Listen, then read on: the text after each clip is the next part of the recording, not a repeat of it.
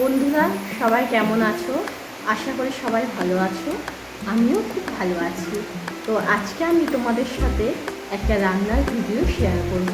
তো এই রেসিপিটা আমার শাশুড়ি মা, আজকে যে জিনিসটা রান্না হচ্ছে মানে শোল মাছ, এই মাছটা আমি খাই না, আর আমি জীবনে কোনোদিনও রান্নাও করিনি।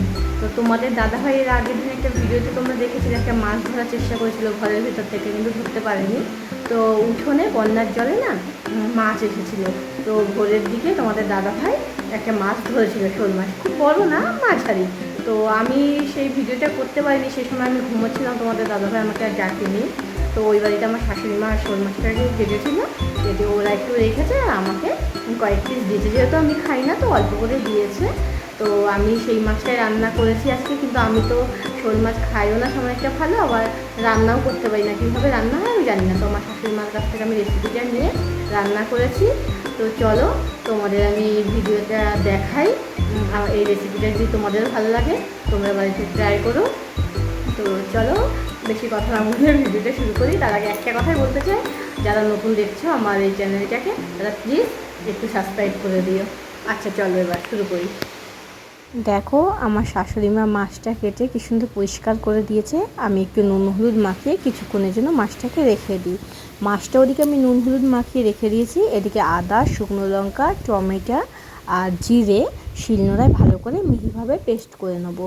তো আমার মশলা হয়ে গেছে। এদিকে আমি কড়াইয়ে তেল দিয়ে আলুগুলো একটু লাল লাল করে ভেজে নেবো। তোমরা যারা আমার ভিডিও দেখো তারা নিশ্চয়ই জানো যে আমি যে কোনো রান্না করার আগে সবজিগুলো একটু ভালোভাবে ভেজে নিই, কারণ সবজি বেশি ভালো করে ভেজে নিলে আমার মনে হয় তরকারির স্বাদটা একটু বেশিই হয়। তো আলুটা আমি একটু অল্প করে নুন আর হলুদ দিয়ে নিলাম কালারের জন্য, আর নুন দিলে জলটা তাড়াতাড়ি ছেড়ে যায় আর আলুগুলো একটু সেদ্ধও হয়ে যায়।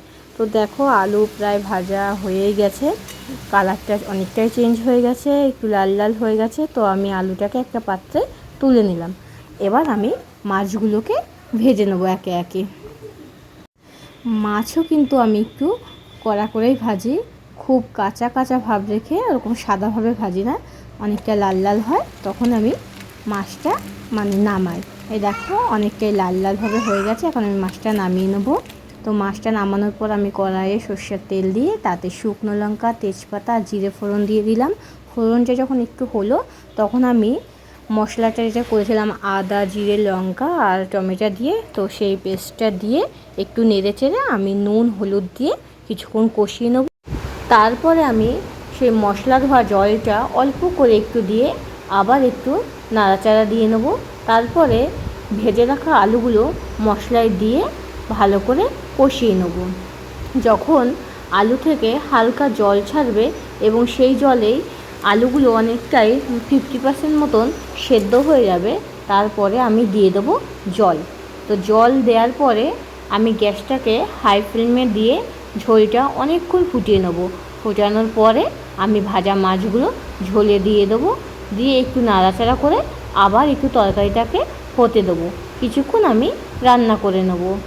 তো দেখো ঝোল অনেকটাই শুকিয়ে গেছে। এই সময় আমি কয়েকটা আলু একটু গলিয়ে ওর মধ্যে দেবো। এতে কি হবে, তরকারিটা একটু গাঢ় গাঢ় হবে। আর যদি কখনো তোমাদের একটু নুন বেশি হয়ে যায়, তোমরা এইভাবে আলু গলিয়ে দেবে, তাহলে দেখবে নুনটা একদম পারফেক্ট হয়ে যাবে। তো আমি বেশি শুকোবও না ঝোলটা, আবার খুব পাতলা ঝোলও রাখবো না। আমার তরকারি একদম হয়ে এসেছে। তো আমি এবার কিন্তু তরকারিটা নামিয়ে নেব। দেখো কালারটা কিন্তু খুব সুন্দর এসেছে, একদম এটা না কাশ্মীরি লঙ্কার গুঁড়ো দেওয়া, না কোনো ফুড কালার। কালারটা খুবই ভালো লাগছে। তো রান্না আমার হয়ে এসেছে, এই যে আমি নামিয়ে ফেলেছি কড়াই ধরে। তো ওই বাড়িতে আমি তরকারি দিয়েছিলাম, সবাই খেয়ে খুব প্রশংসা করেছে। আর দেবাংশীর বাবা তো খুবই প্রশংসা করেছে, বলল যে প্রথম দিন রান্না করলেও তুমি যে মাছটা এত সুন্দর করে রান্না করেছো তার জবাব নেই।